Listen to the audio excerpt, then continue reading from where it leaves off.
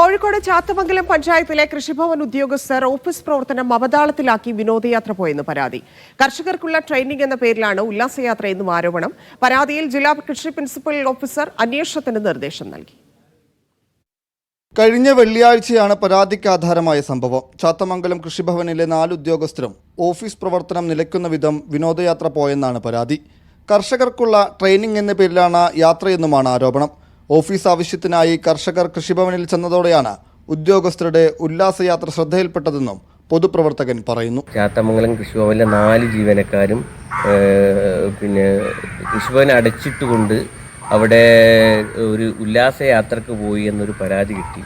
പരാതി ആളുകൾ കൃഷിക്കാർ പറഞ്ഞതനുസരിച്ച് നമ്മൾക്ക് അവിടെ പോയി. അവിടെ പോയ സമയത്ത് കണ്ടത് ഒഴിഞ്ഞ സീറ്റുകളാണ്. അവിടെ ഉത്തരവാദിത്തപ്പെട്ട ഉദ്യോഗസ്ഥരാരുമില്ലായിരുന്നു. സംഭവത്തിൽ പരാതിയുടെ അടിസ്ഥാനത്തിൽ ജില്ലാ പ്രിൻസിപ്പൽ കൃഷി ഓഫീസർ അന്വേഷണത്തിന് ഉത്തരവിട്ടു.